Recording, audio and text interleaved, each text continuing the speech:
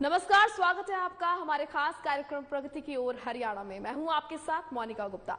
आज हम बात करेंगे कि हरियाणा सरकार प्रदेश को प्रगति के पथ पर आगे बढ़ाने के लिए क्या क्या परियोजनाएं तैयार कर रही है।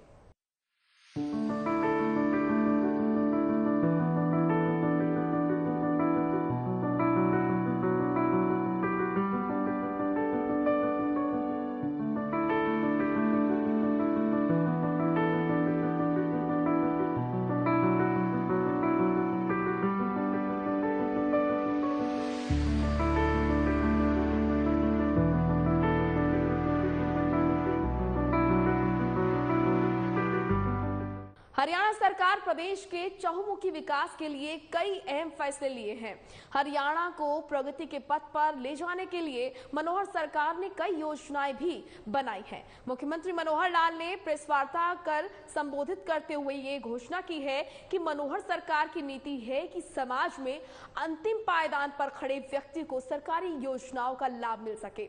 इसके लिए मनोहर लाल ने हरियाणा में आयुष्मान भारत योजना की शुरुआत की है, जिसका लाभ उन सभी परिवारों को मिल सके जिनकी वार्षिक आय 1,80,000 रुपए से कम है और जो सामाजिक आर्थिक जाति जनगणना SECC के आंकड़ों में शामिल नहीं है। हरियाणा को मनोहर सौगात। हरियाणा में अंत्योदय उत्थान मेलों की शुरुआत। आयुष्मान भारत योजना गरीबों के लिए बनी सहारा। आयुष्मान योजना से गरीब परिवारों को राहत। मुख्यमंत्री मनोहर लाल ने हरियाणा निवास से घोषणा करके हरियाणा प्रदेश में अंत्योदय उत्थान मेला योजना की शुरुआत की है। मनोहर सरकार का उद्देश्य है कि अंत्योदय की भावना से अंतिम पायदान पर खड़े हर व्यक्ति को आयुष्मान भारत योजना का लाभ मिल सके। सीएम ने कहा कि ऐसे सभी सत्यापित आय वाले परिवारों के पंजीकरण की प्रक्रिया शुरू कर दी गई है। आय सत्यापन के 3 चरण पहले ही हो चुके हैं। अब इन सत्यापित परिवारों का डेटा आयुष्मान भारत पोर्टल पर अपलोड किया जाएगा ताकि वे अपने कार्ड प्राप्त कर सके। मनोहर लाल ने कहा कि अंतिम व्यक्ति तक लाभ पहुंचाने के उद्देश्य से योजना के पहले चरण में विशेष अंत्योदय मेलों का आयोजन किया गया था, जिनमें लगभग 90,000 पात्र परिवारों के फॉर्म भरे गए हैं, जिनमें से सहायता प्रदान करने के लिए 37,512 आवेदन स्वीकृत किए गए हैं। सीएम ने कहा कि इन मेलों का दूसरा चरण 2 से 17 मार्च तक आयोजित होगा, जिसमें करीब 1 लाख परिवारों को बुलाया जाएगा। इसके अलावा अगले वर्ष भी यह मेला जारी रहेगा।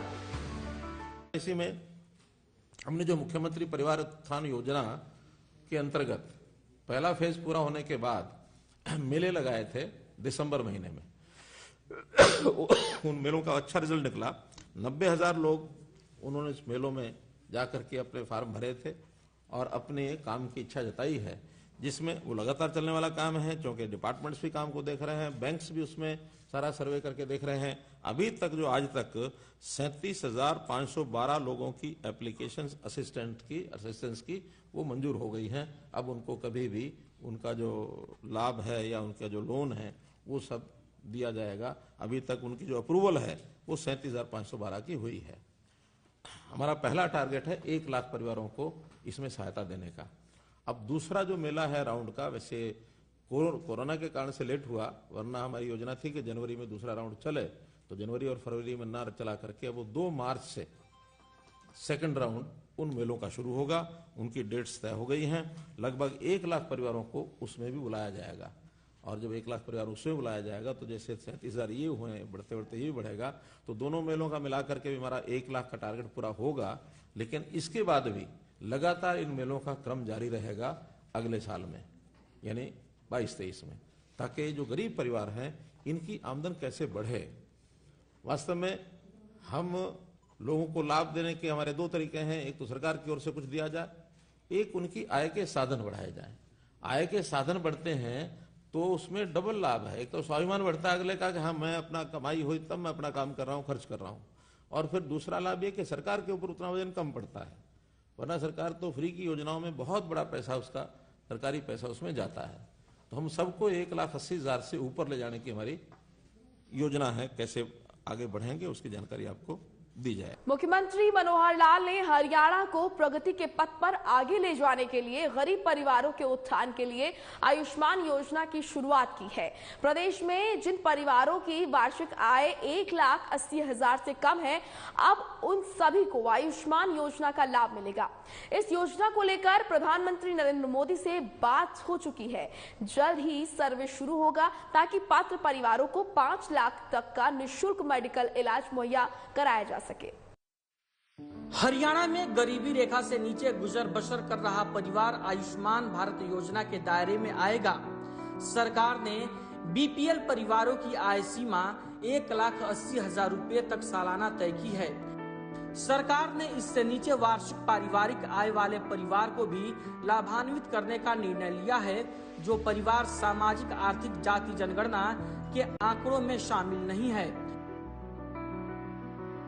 मुख्यमंत्री मनोहर लाल ने हरियाणा निवास में पत्रकारों से बातचीत में ये जानकारी दी। मुख्यमंत्री ने कहा कि ऐसे सभी सत्यापित आय वाले परिवारों के पंजीकरण की प्रक्रिया शुरू कर दी गई है। आय सत्यापन के 3 चरण पहले ही हो चुके हैं।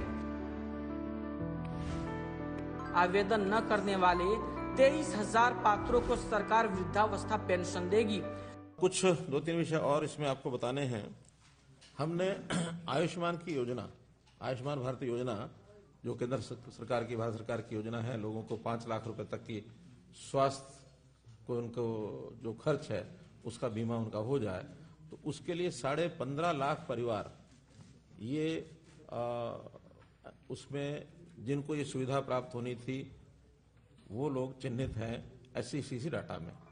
लेकिन बहुत ऐसे लोग हैं जो SCCC डाटा में नहीं हैं और वास्तव में बीपीएल टाइप हैं, गरीब हैं। तो हमने विचार किया है कि उनका सारा खर्च भी आयुष्मान भारत के अंतर्गत, जिनकी आय 1,80,000 रुपया सालाना से कम है, ऐसे सब परिवारों को आयुष्मान भारत का लाभ दिलाएंगे। उसकी प्रक्रिया चालू हो गई है, हमने केंद्र से बात कर ली है। उन परिवारों को भी इस पोर्टल में जोड़ देंगे ताकि उनका कार्ड उसी सिस्टम से बन जाए। बाद में उनका खर्च जो है, जो एम्पैनल्ड हॉस्पिटल्स हैं आयुष्मान भारत की योजना का, तो वहां से लेंगे। हाँ, वो तो है। हाँ, और वो सब परिवार जिनको ये दे रहे हैं, क्योंकि परिवार पहचान पत्र का एक जो बनाया है पोर्टल, उसमें निश्चित रूप से उनका रजिस्ट्रेशन होना जरूरी है, तभी हमारे पास उसकी जानकारी मिलेगी कि कौन परिवार क्या है। तो ऐसे गरीब परिवारों का सबका खर्च जो बाकी बचे हैं वो हरियाणा सरकार देगी, ये हमने तय किया है। और उसका प्रोसेस हमारे हेल्थ डिपार्टमेंट और परिवार पहचान पत्र सब लोग मिलकर, यानी क्रेडिट डिपार्टमेंट, वो सब मिल करके उसका प्रोसेस को आगे चलाया है। मुख्यमंत्री ने कहा कि बीते 1 साल में 2.18 लाख नए लाभार्थियों को सामाजिक सुरक्षा पेंशन दी गई है। मुख्यमंत्री ने कहा कि परिवार पहचान पत्र में उपलब्ध आंकड़ों के अनुसार लगभग 23,000 लोग वृद्धावस्था पेंशन के पात्र हैं। जिन्होंने किसी कारणवश इसके लिए आवेदन नहीं किया, अब राज्य सरकार इन पात्र लाभार्थियों तक पहुंचेगी और अब लाभार्थियों के घर तक ही पेंशन का लाभ पहुंचाया जाएगा। परिवार पहचान पत्र को लागू करने का सबसे बड़ा लाभ ये है कि यहाँ सभी पात्र लाभार्थियों की पहचान की गई है। अब यह सुनिश्चित करने का हर संभव प्रयास किया जाएगा कि सरकार इन्हें देय लाभों का वितरण सुनिश्चित करे।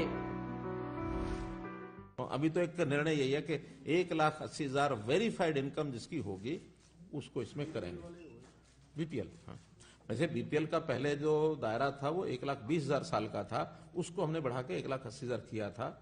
और वो इनकम वेरिफिकेशन का भी जो प्रोसेस अभी चालू है, 3 फेज का हो चुका है, 4था फेज अब चालू है, ये मार्च में हो जाएगा। और इसके बाद भी जो बचेंगे अप्रैल में आगे भी बढ़ेगा, लेकिन बिना वेरिफिकेशन के वो नहीं हो पाएंगे उसमें। एक विषय वृद्धावस्था सम्मान भत्ता।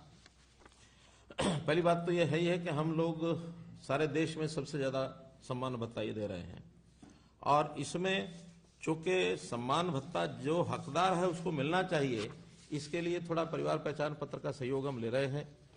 तो उसके नाते से वैसे तो हर महीने जो लोग अप्लाई करते हैं और उनको समान भत्ता दिया जाता है।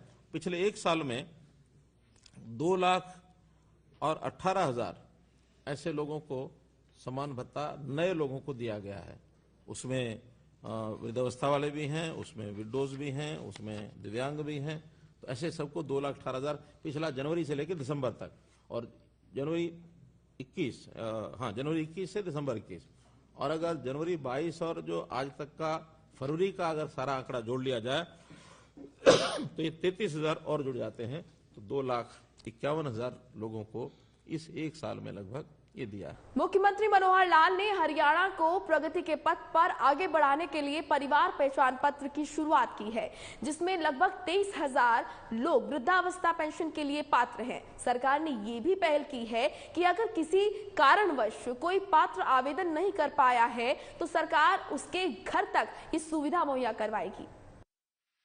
मुख्यमंत्री मनोहर लाल ने कहा कि परिवार पहचान पत्र के तहत उपलब्ध आंकड़ों के अनुसार लगभग 23,000 लोग वृद्धावस्था पेंशन के लिए पात्र हैं। जिन्होंने किसी कारणवश इसके लिए आवेदन नहीं किया है, सरकार उनके घर तक पेंशन पहुंचाएगी। सीएम ने कहा कि जिस कार्य के लिए लोन ले रहे हैं उसी पर खर्च करें। लोन का मकसद आय बढ़ाना है, इसे कहीं और खर्च कर देने से किस्तें देने में दिक्कतें होंगी। किस्त नहीं भरने पर अन्य योजना का लाभ नहीं मिलेगा।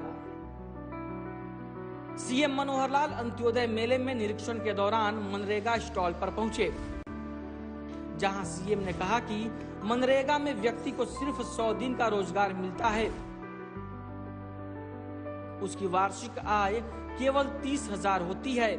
ऐसे में मनरेगा के स्टॉल की मेले में जरूरत नहीं है। उनका उद्देश्य व्यक्ति की सालाना आमदनी 1,80,000 रुपए तक पहुंचाना है। सीएम ने कहा कि सरकारी नौकरियों का विकल्प काफी कम है। ऐसे में हम हरियाणा में हर हाथ हुनर रोजगार के अवसर पैदा करेंगे, जिससे युवाओं को रोजगार मिल सके।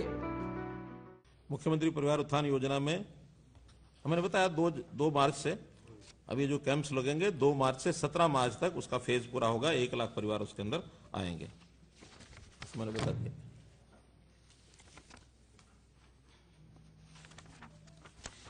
और विषय है भर्तियों का। ये भी अपने को पता है कि भर्तियां हम लगातार पारदर्शी तरीके से कर रहे हैं। वो जो पर्ची खर्ची सिस्टम था वो बिल्कुल चलता नहीं था। कुछ बातें उसमें जो ध्यान में आई कि बहुत से ऐसे गिरोह ध्यान में आए हैं, पकड़े गए हैं, जो उसमें कहीं ना कहीं लीकेज कराने में वो माहिर हैं।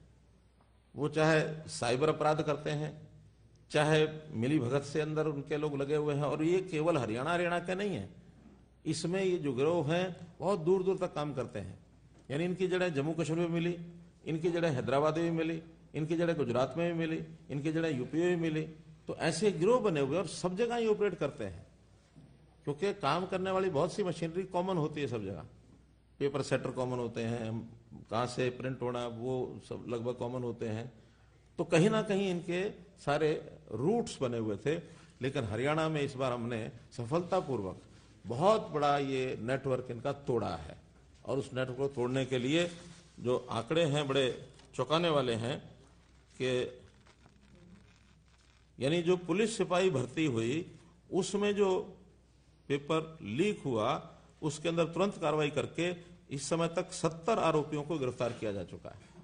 एक पेपर में 70 आरोपी।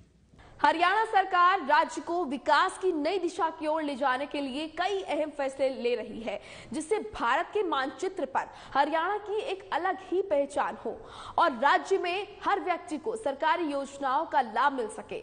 इसके लिए मनोहर सरकार तत्परता से कार्य कर रही है। फिलहाल आज के लिए इस खास कार्यक्रम में इतना ही। मुझे दीजिए इजाजत। नमस्कार।